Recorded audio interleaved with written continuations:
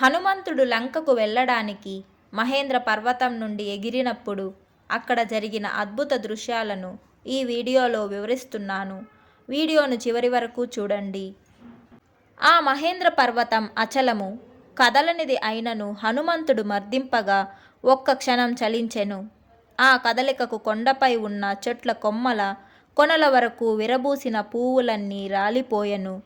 ఆ చెట్లు సుగంధము కల పుష్పరాశులను రాల్చి శిలాతలమును అన్ని వైపుల నుండి కప్పివేయగా ఆ కొండ పూలకొండ వలె ప్రకాశించెను. మెచ్చదగు పరాక్రమము గల హనుమంతుడు మర్దింపగా ఆ మహేంద్ర పర్వతము మదించిన ఏనుగు మదజలము కార్చినట్లు మిక్కుటముగా జలము కార్చెను. బలశాలియగు హనుమంతుడు అలా పీడింపగా ఆ పర్వతం నందలి బంగారము, నీలము, వెండి, ఖనిజపురాలు బద్దలై ఆయా లోహముల రేఖలగపడెను. మండుచున్న అగ్ని తన 7 జ్వాలలో 4వదగు ధూమ్రవర్ణమను నడిమి జ్వాలతో కూడి పొగలుగక్కినట్లు మహేంద్ర పర్వతం మణిశిలలతో కూడిన పెనురాళ్లను విరజిమ్మెను.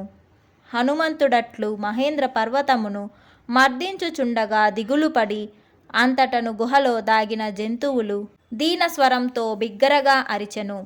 మారుతి అట్లా కొండను మర్దించుటచే అందు నివసించిన పెద్ద పెద్ద జీవులు చేసిన ఆక్రందన ధ్వని భూమిని, దిక్కులను, వనములను దద్దరిల్లజేసెను.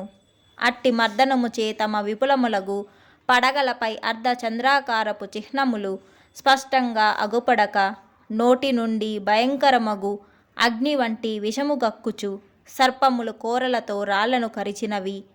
కోపించిన విష సర్పములు ఆ రాళ్లను కరవగా అవి విష అగ్నిచే ప్రజ్వలించి వేల కొలదిగా ముక్కలయ్యను. ఆ కొండపై మొలచిన ఔషధలేవియును విషము హరింపగలవైనను ఆ సర్పముల విషమును పోగొట్ట జాలవయ్యను. ఈ కొండను భూతములేవో బద్దలు చేయుచున్నవని తలచి తపస్సుల అచటి నుండి ఆకాశమున ఎగిరిరి. తమ స్త్రీలతో కలిసి మద్యము తాగుచు మధుర భక్ష్యములు తినుచున్న విద్యాధరులు పానభూమిపై గల బంగారు సారాయి గిన్నెను, విలువైన భోజన పాత్రలను, బంగారు కమండలములను, నాకదగిన పూదెను అంటే తేనె వంటి పానీయములను, ఆస్వాదంపదగిన వివిధ భక్ష్యములను, పలు రకముల మాంసములను, ఎద్దు తోలుతో చేయబడిన డాళ్ళు, బంగారు పిడుకల కత్తులను విడిచి తమ స్త్రీలతో గూడి భీతితో ఆకాశమునకెగిరిరి. మెడలలో పుష్పమాలలు దాల్చి ఎర్రనైన మాలలు శిరమున ధరించి ఎర్ర చందనము దేహమును కలదుకొని సహజముగా పద్మముల వంటివైనను మద్యపానముచే మత్తులై ఎర్రబారిన కనులు గల విద్యాధరులు ఆకాశమునకు ఎగిరిపోయిరి. ముత్యాల సరులు, అందెలు, భుజకీర్తులు, కంకణములు ధరించి రాజిల్లు విద్యాధరంగనలు ఆ పర్వతమట్లు కదులుట చూచి ఆశ్చర్యపడి తమ రమణులను కూడి చిరునగవులొలికించు ఆకాశమున నిల్చిరి. విద్యాధర శ్రేష్ఠులు అనిమాది అష్టమహా సిద్ధి రూపమగు తమ మహాశక్తిని ప్రయోగించి ఆకాశమున ఒక్కచోట నిలిచి ఆ పర్వతము నవలోకించిరి.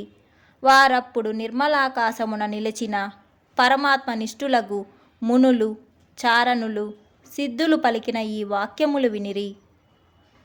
పర్వతము వలె పెద్ద శరీరంతో విలసిల్లు వాయుపుత్రుడగు ఈ హనుమంతుడు మహావేగంతో మొసళ్లకు నెలవగు సముద్రమును దాటగోరుచున్నాడు. రాముని కొరకు, రామ కార్య సాధనోక్తులగు వానరుల కొరకును కష్టసాధ్యముగు కార్యము సాధింపగోరుచు ఇతరులకు దాట సఖ్యము గాని సముద్రపు అవతలి ఒడ్డుకు ఇతను చేరగోరుచున్నాడు.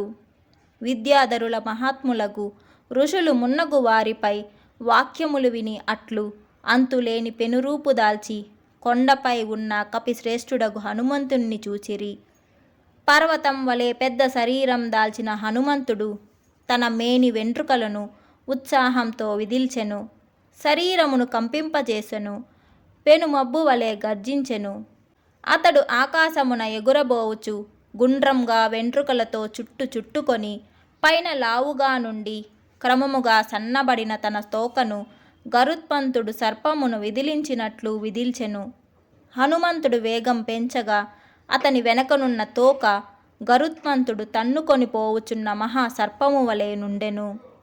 ఆ హనుమంతుడు గొప్ప ఇనుప గుదియల వలె నున్న తన భుజములను కొండపై గట్టిగా నొక్కిపట్టి నడుము సన్నగా చేసుకొని కాళ్ళను కుంచింపజేసుకొనెను.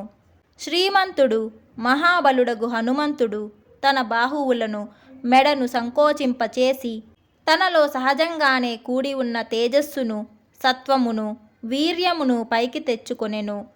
అతడు తన చూపును పైకి ప్రసరింపచేసి దూరము నుండియే తాను పోవలసిన మార్గమును ఆలోచించుచు ఉచ్ఛ్వాస నిశ్వాసములను హృదయమునే బిగబట్టెను.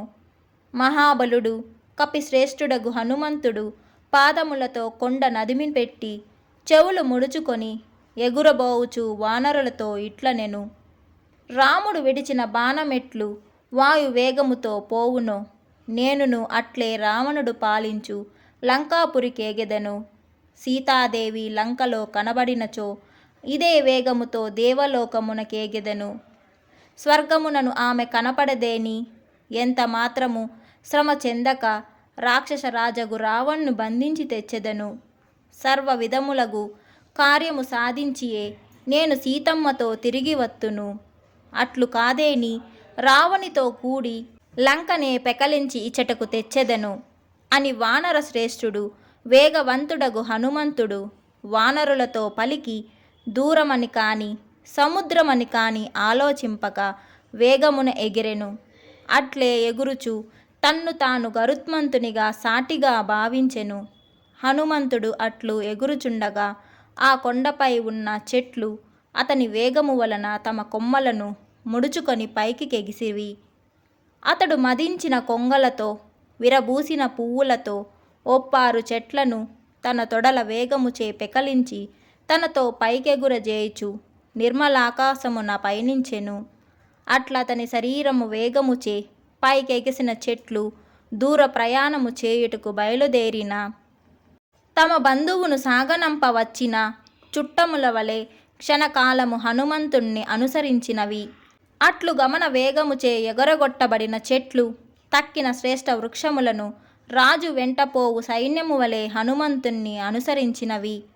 కొనవరకు విరయబూసిన అనేక వృక్షములు చుట్టును కుదురుకొని ఉండగా వాని నడుమ హనుమంతుడు మహాపర్వతం వలె ఆశ్చర్యము గొలుపుచు కానవచ్చెను.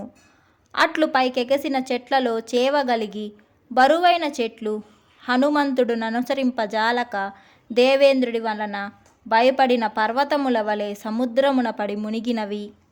ఆకాశమున మేఘము వలె ఉన్న హనుమంతుని శరీరంపై వివిధ పుష్పములు, చిగురుటాకులు, మొగ్గలు పడుటచే అతడు మినుగురులచే కొండవలె ప్రకాశించెను. ఆ వృక్షములు హనుమంతుణ్ణి కొంత దూరం వెంబడించి అతని వేగము క్రమముగా వృద్ధి నొందుటచే విడివడి అతనిపై పుష్పములు కురిపించి ప్రియమిత్రుణ్ణి నీటిపట్టు వరకు పంపి మరలి వచ్చిన మిత్రుల వలె నీట మునిగెను. హనుమంతుని శరీర వేగముచే పైకెగసిన ఆ చెట్ల పూలు మిక్కిలి తేలికగానున్న వగుటచే నీటిలో పడి మునకకుండెను. అవి నీటిపై తేలియాడుచు విచిత్రముగు శోభ కలిగి ఉండెను. జై శ్రీరామ్.